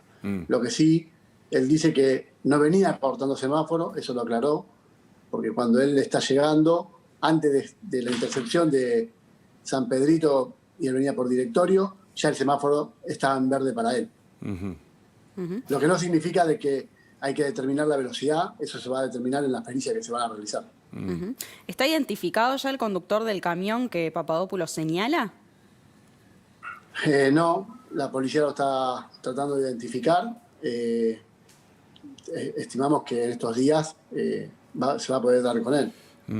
Entiendo, porque trascendió y lo hemos hablado, que no tenía licencia para conducir y el argumento es que él no sabe leer ni escribir porque pertenece a la comunidad gitana y es analfabeto. Ahora, ¿ese es un argumento también de la defensa que encabezás, Roberto Herrera? Sí, no es que es un argumento, sino lo que se dio fue una explicación de por qué motivo el test psicológico le dio negativo para que él pueda obtener la licencia de conducir. Lo que se dijo en su momento, lo que él declaró, es que tiene hasta primer grado nada más realizado. Ajá. Y él no sabía dibujar. Ese fue el argumento por el cual no se le dio el registro de conducir. No es una cuestión de una estrategia de defensa, es lo que realmente sucedió y por ese motivo no tenía registro. Está bien, obviamente que no estaba habilitado para manejar, por supuesto. Claro. Ahora, ¿qué pasa con el padre de Ricardo, no? ¿Por qué se entrega en primer lugar por él? Yo creo que hay una confusión, porque en realidad él se entrega porque él es titular registrado del vehículo. Y él cuando se entrega simplemente es para ponerse a disposición de la justicia y manifestar de que el auto, su hijo le había dicho que había tenido un accidente y no le había dicho más nada, que estaba muy asustado y nada más. Entonces él presumía que el auto debería estar en el garage de su hijo, porque son padres separados, los padres de Ricardo, y él vivía con su mamá, en Ramos Mejía. Entonces él automáticamente van a buscar el vehículo y él manifiesta claramente de que ese auto él lo tenía su hijo, no fue para distraer a la justicia, ni mucho menos como se estaba diciendo. Igual tampoco yo soy el defensor del padre es otro abogado. No, está bien. ¿Y cómo sigue la causa? Entiendo que está detenido Ricardo Papadopoulos, hoy declaró, entiendo que no se va a pedir la excarcelación. ¿Qué puede pasar con la causa? No, ahora falta determinar las pericias que son lo más importante, que ya están ordenadas. Determinar si el camión realmente hizo de cortina como nosotros venimos manifestando y como lo declaró él. Ahora se realizó una orden judicial para que eso se pueda a través de las pericias dictaminar y tienen 10 días el juzgado para resolver la situación procesal de él. Cuando entró a la comisaría, Ricardo pidió disculpas. Su hermana, la hermana de Isaac, dijo que esto es un teatro. ¿Qué dice hoy en día Ricardo sobre todo lo que sucedió? No, obviamente que él está muy compungido por todo lo que sucedió. Él pidió también hablar con la hermana, porque coincidieron en la misma alcaldía, en el momento que él se había presentado. Yo en ese momento justo había salido un segundo y cuando volví otra vez ese día a la comisaría me dijeron que él había pedido hablar con la hermana de Isaac y la hermana de Isaac está todavía en shock y no quería tener un diálogo con él, pero la intención de él era pedirle disculpas y que lo mire a la cara, que poder mirarlo a la cara y pedirle disculpas y decirle que realmente él no salió a matar a nadie, no era su intención y que él también, cuando hoy en su declaración manifestó que él también es padre, tiene un nene de 7 años y un nene de 2 años. Lo cual a él esto no fue agradable para nada, esto no es una cuestión de que él salió a hacer este accidente, a cometer un accidente de lo que sucedió. Pero bueno, eso después seguramente en algún momento se podrá dar o no, eso no lo sabemos. Herrera, usted es abogado de varios imputados importantes, Leonardo Fariña, Víctor Manzanares, pero este es un caso muy distinto en un país con muchas muertes por accidente de tránsito. ¿Cuál es el objetivo de su defensa, digamos? Pensando en lo que aparece a las claras, que es que evidentemente hay un chico muerto, una mamá peleando por su vida y alguien acusado concretamente de homicidio. No, la cuestión mía de defensa es técnica y tratar de demostrar de que realmente hay una responsabilidad concurrente sobre este accidente, porque mucho se está hablando de que Ricardo Papadopoulos no tiene registro, y esto es real, esto no es que es distinto. Pero también tenemos que entender que el camión, que es el que cruza en rojo, nosotros tenemos los videos que se ven claramente que cruza en rojo, se supone que el chofer del camión, el conductor del camión, tiene un registro y tiene un registro profesional. El que manejaba con una actitud temeraria, a nuestro entender o a entender de la defensa, es el camión. Porque si este accidente no hubiese sucedido y hubiese chocado Ricardo Papadopoulos con el camión, yo le puedo asegurar que nadie estaría hablando de que no tiene registro, al contrario, estarían hablando que el que tiene registro profesional es el camión. Y sin embargo, nosotros lo que tenemos que tratar de demostrar es que hay una culpa concurrente. Entendemos que esto sí fue un accidente y que no es un dolo eventual como algunos quieren que esto suceda, o la querella va a pelear por esa calificación, y está bien, es parte del trabajo, pero entendemos que nosotros tenemos que tener una actitud más objetiva, de decir qué realmente sucedió acá. Entendemos que hay muchas falencias, entendemos que también hay una falencia y si se quiere una desidia desde el gobierno de la ciudad también. Entendemos que es una esquina que es muy concurrida y sin embargo no tenía un segundero para, como hay en la mayoría de los lugares, que el peatón pueda saber cuántos segundos le quedan, y más en una avenida que es tan ancha y tan importante. Es decir, si puedo ponerme a cruzar o no, si me puedo quedar atrás o no, o si voy a llegar a la otra vereda. Entiendo que también hay mucho todavía por hacer, pero nuestro trabajo y nuestra tarea en realidad es que esto se sepa y que se llegue a la verdad. Nosotros tampoco queremos quitarle la responsabilidad que sí tiene Ricardo Papadopoulos. Herrera. Lo que no queremos es que esta responsabilidad recaiga toda sobre él cuando no es el único responsable. Correcto. Muchísimas gracias por este contacto con nosotros. Gracias. Que tengan buenas tardes. Igualmente. Bueno, y vamos a hablar con Paulo Oliveto, porque claro, hay muchos temas políticos, sobre todo por lo que pasó en las últimas horas. Se cumple un año del gobierno, habló Cristina, sacan al embajador de China, Máximo, que parece querer ser el jefe del Partido Justicialista. Hola Paula, buenas tardes. Comenzá por donde quieras en tu análisis, por favor. Hay cuántas cosas. Bueno, feliz Navidad. Feliz Navidad. Perdón, feliz Navidad. Que no los vimos. Y bueno, a ver, lo que estamos viendo es la tensión del partido de gobierno y cómo Cristina le hace pagar las facturas a quien hizo presidente, que es Alberto Fernández. Vemos la debilidad del presidente, vemos la avanzada del kirchnerismo puro, y ellos no conciben otro poder que no es el hegemónico. Te diría que un pensamiento casi monárquico, porque en su desarrollo no está la alternancia, no están las disputas internas, y está la sucesión de un padre a una esposa y de una esposa a su hijo.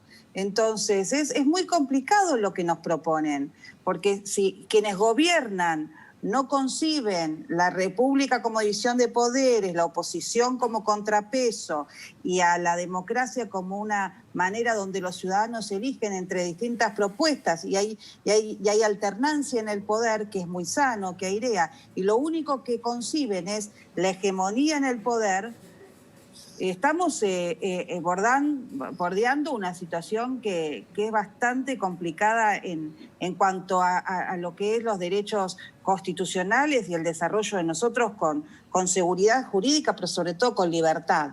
Y me parece que esto es lo que se juega en la próxima elección, ¿no? La república, la libertad o la profundización del modelo autoritario que hoy encara la familia Kirchner, porque ya no solo son todos Kirchner y sus referentes. Y lo de Máximo tiene que ver con eso. Para concentrar el poder necesitan el poder total en la provincia de Buenos Aires. Entonces vamos a ver a los históricos dirigentes peronistas del conurbano bonaerense, dejando su lugar a la cámpora. Y vamos a ver a unos gobernadores que siempre fueron un contrapeso dentro del peronismo. Lo tuvimos en la época del menemismo, lo tuvimos con Duhalde, lo tuvimos en un principio con Kirchner, absolutamente doblegados al poder de Cristina y de su gente. La verdad que es sorprendente, porque siempre dentro del peronismo hubieron distintas vertientes y distintas líneas de pensamiento. Nunca todos se doblegaron tanto a un poder hegemónico como el que hoy encara el kirchnerismo. Y hablabas recién de las elecciones, ¿no? ¿Cómo está la oposición hoy, en este preciso instante, de cara a las próximas elecciones? Unidos y organizados, te diríamos, como dicen ellos. No, estamos bien. Todavía no terminamos el año legislativo. Ustedes saben que este lunes se vota no solo el aborto, que es en el Senado, sino que al mismo momento se vota una ley que es la de la nueva fórmula jubilatoria, que es muy perjudicial para los jubilados y está pasando desapercibida. Y bueno, y vamos a pelear desde las bancas, vamos a ser 116 diputados resistiendo. Hemos visto, y les pido a los ciudadanos que no se dejen engañar, que hay un montón de diputados que entraron por otras listas que no es de Juntos por el Cambio, que se dijeron opositoras y que hoy son absolutamente funcionales al kirchnerismo.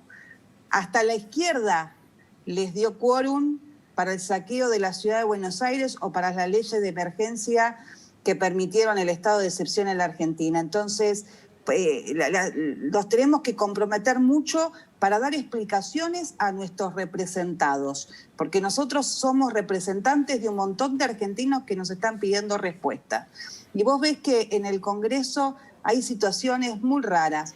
Yo decía, ¿para qué sale Lavagna ahora?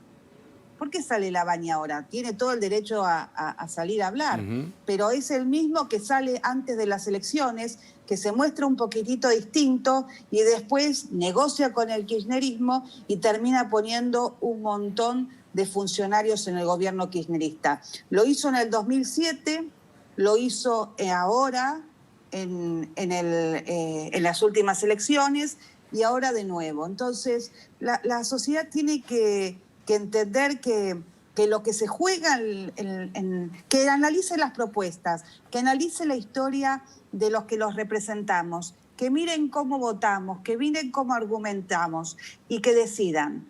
Porque lo que se juega en las próximas elecciones es el futuro de la Argentina.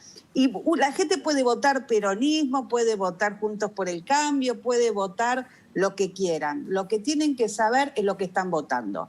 Porque hay un montón de lucecitas de colores que se muestran de una manera, pero después a la hora de sentarse en las bancas son absolutamente funcionales al poder de turno. Porque para enfrentar un poder autoritario como el que estamos enfrentando nosotros, y esta es mi íntima convicción, necesitas el cuero bien curtido, una templanza muy especial, tener el carácter muy formado, y no es gritar en la televisión, es resistir, es argumentar, es estudiar, es tener templanza y es esperar los tiempos, es poner el cuerpo, es denunciar en la justicia, es saber que muchas veces te vas a acostar pensando que perdiste todas las batallas, pero que el otro día te tenés que levantar para seguir peleando, porque en el futuro está el futuro de todos nosotros, pero sobre todo el futuro de nuestros hijos. Entonces, es un momento, no sé, a mí me parece que fin de año es un momento de balances, de rendir cuentas, pero también de pedirle a la sociedad que profundice su análisis, que entiendan cómo estamos, que entiendan que pronto se va a votar una nueva fórmula y que los jubilados no van a acompañar el aumento de sus salarios por la inflación, con una inflación que está subiendo en un índice de precios del consumidor desbocada. Imagínense que no hay corte de carne por menos de 550 pesos y un jubilado con el aumento va a ganar escasos 19.000. Y no hay dos ambientes en el sur de la ciudad por menos de 20.000 pesos. O sea que ni siquiera un jubilado podría con su haber pagar el alquiler. En esto es lo que estamos llevando a la reflexión, es lo que estamos peleando el próximo martes, y la crueldad, ¿no? Porque una fórmula jubilatoria que afecta a tantas personas no debería hacerse con la trampita de votarse el mismo día que el aborto, donde la sociedad va a estar mirando otro tema mientras se cargan el futuro de los jubilados, ¿no? Ahora, Paula, los datos indican que el año de gestión no fue buena, la del cuarto gobierno kirchnerista. Sin embargo, dicen que ellos son los mejores para ganar elecciones porque tienen alianzas, van por acá y por allá, por el sindicalismo en general, en la alianza con Moyano, por ejemplo. ¿La oposición tiene esa capacidad de tejer alianzas a la hora de competir efectivamente por un proceso eleccionario de verdad? Mira, el kirchnerismo es golpista. Nosotros hemos sufrido varios golpes en el gobierno. Recordá cuando propusimos una fórmula jubilatoria que tenía que ver con el índice de precios, con la inflación, y que tuvimos una plaza donde tiraban toneladas de piedras, agresión dentro del recinto, que es propio de situaciones de mucha violencia que hemos vivido. Fueron golpistas y es muy difícil porque los sindicatos estaban del lado de ellos. Ustedes recuerden los paros de aerolíneas, la imposibilidad de gestionar. Si hubiésemos nosotros gobernado, no sé qué hubiese hecho Moyano, porque al día 1 nos ponían un helicóptero en la puerta, ¿se acuerdan? La canción insultando al presidente, el club del helicóptero. Ahora, no nos pudieron voltear. Y desde Alvear, Mauricio Macri le entregó la banda a otro presidente elegido en las urnas y se respetó. Cristina no se lo entregó a Mauricio Macri y todavía sigue diciendo que nosotros no fuimos un gobierno con legitimidad de origen porque no aceptan que una alternativa que no es de ellos pueda ganar las elecciones. Pero ganamos una vez, vamos a volver a ganar, tenemos mucha fe, aprendimos la lección, hoy estamos unidos, y esto es la oposición. Y cualquier fuerza que se arme a los efectos de restarle votos a Juntos por el Cambio va a ser absolutamente funcional al kirchnerismo. Porque después, cuando van al recinto, como hace un diputado de Mendoza que entró por el Partido Intransigente y tantos otros, al final de cuentas terminan siendo los votos que le faltan a Cristina para llevar adelante su proyecto hegemónico. Y lo mismo le digo a los cordobeses, que evalúen cómo votan sus diputados, porque ellos han sido absolutamente valientes, han llenado las plazas. El pueblo cordobés ha sido en la historia argentina un símbolo de lucha y de resistencia al autoritarismo, que le exija a su gobernador que cuando en una votación se entregan derechos, como pasó con el tema de los derechos a la autonomía de la Ciudad de Buenos Aires, sí, o cuando en esto que vamos a votar el martes, cuando se resigna el futuro de los jubilados, que le pida al gobernador que vote conforme a las expectativas del pueblo cordobés. Y me parece que eso hay que remarcarlo. La gente tiene derecho a votar como quiere. Lo que nosotros no tenemos derecho como sus representantes es a defraudarlos. Ahora, sobre este gobierno, ¿no? Está terminando un año tremendo, pasó más de un año del gobierno de Alberto Fernández. ¿Cuál es tu balance sobre este año de gestión? Yo creo que es muy malo, mi balance es malo. Yo no le puedo creer al presidente y es muy difícil hacer un balance bueno cuando vos no crees en la palabra de que tienen que gestionar la Argentina. Dice una cosa, hace otra, inventa cosas, están todo el tiempo desmintiendo lo que dice. Me da la sensación de que es una persona o mal asesorada o con problemas de diagnóstico, como que está deslumbrado, llegó a la presidencia, no estaba preparado, y lo ves deslumbrado. O sea, a mí ver a un hombre con un megáfono en una manifestación de 300.000 personas queriendo detener una avalancha popular, me dio una sensación el día del velorio de Maradona, me dio una sensación de vacío de poder absoluto.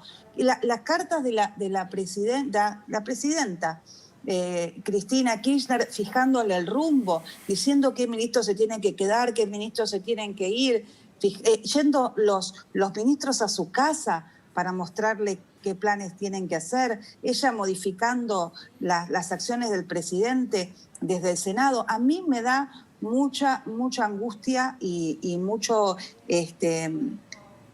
no sé cómo definirlo, ansiedad, no te sé decir qué me pasa con Alberto Fernández. Me enojo, claro. A veces me empatiza su debilidad, no sé. Yo lo único que espero es que el presidente pueda tranquilizarse, pueda reconducir, pueda hacer un balance, pueda estar bien rodeado. Tiene gente que lo rodea, que es buena gente, que lo ayuden a pensar y que entienda que un presidente es en definitiva el responsable del futuro de los argentinos y que él es el que tiene que tomar las decisiones, las mejores decisiones para todo el pueblo, y que no es bueno mentirle al pueblo. Y esta alianza, no es bueno perder la palabra. Esta alianza con Rusia en la compra de la Sputnik, ¿lo ves como señalan algunos algo castrochavista, digo, una alianza política o geopolítica con el gobierno de Putin en esta carrera por la vacuna? Mira, yo lo que veo es que el mundo va para lo occidental, para lo que son las vacunas que vienen de Estados Unidos o de Europa, y nosotros nos fuimos para Rusia. Ojalá que existan como ya están los contratos, que hay presentaciones y se va a analizar, pero ojalá que esas vacunas, el Gamaleya, creo que se llama, el instituto ruso, los pueda publicar, los expertos puedan hacer una síntesis de esto y que puedan ser buenas, porque los argentinos necesitamos vacunarnos para salir a la vida nuevamente. Si vos me preguntás toda esta cosa de que iba a ser para los mayores de 60, pero ya no, que están pocos, a mí me da mucha inseguridad. Ahora, también tengo que ser muy responsable cuando yo hablo, porque en sus casas muchos comerciantes, muchos empresarios, muchos laburantes, muchos estudiantes están esperando la vacuna para poder salir a la vida. Entonces yo tengo que sentir y poner una cuota de esperanza a que pronto el gobierno va a poder planificar una vacunación efectiva. Si vos me preguntás, lo hago con una expectativa baja, porque fueron bajos los testeos, porque fue mal manejada la crisis. Ahora, yo quiero tener esperanza y quiero dejar un mensaje de esperanza. Si no, Dios y el pueblo se los va a demandar, porque no hay cosa más ruin que jugar con las expectativas y con la salud de la gente. Y eso lo hemos visto, ¿eh? Hemos visto con los testeos, hemos visto con el ocultamiento de casos en la provincia de Buenos Aires, lo hemos visto. Ahora, si vos me preguntás, espero, rezo, para que pronto los argentinos podamos estar vacunados y podamos, los que se quieran vacunar, porque yo entiendo que hay muchos que no se quieren vacunar, tener las opciones de las vacunas seguras para poder de alguna manera salir de este momento que es muy angustiante. Paula, muchísimas gracias por haber hablado con nosotros en este último programa del año. Y felicidades. Muchas gracias a ustedes, gracias. Buen año y que Dios lo bendiga. Igualmente. Muy bien, muchísimas gracias a la Paula Oliveto. Y de esta manera, con esta entrevista, nosotros también llegamos al final de este último programa del año. Hugo, ha sido un placer. Gracias a todos ustedes por habernos dejado entrar a sus casas y poder brindarles toda la información en este año tan pero tan tremendo, y de esta manera nos despedimos. Estamos muy contentos porque este programa, que empezó siendo especial coronavirus, se consolidó. Hoy es especial domingo, con expectativa. Volveremos el año próximo. Gracias, Agustina, por compartir a todo el equipo de La Cornisa que produce este programa. Nosotros estamos... A todo el equipo técnico que está también aquí detrás de escena, aguantando todo, haciendo posible que podamos estar en pantalla. Los que ustedes no ven y que ponen en pantalla este programa. Quédense con La Cornisa, ya viene Luis Majul, un programa imperdible el de hoy. Nosotros nos encontramos el próximo año, en este 2021, para compartir con vos en este especial. Esperamos que sea un poquito mejor que este 2020 que nos ha acompañado. Un poco mejor, pero perseveramos hasta acá y seguiremos haciéndolo. Gracias. Muchas gracias.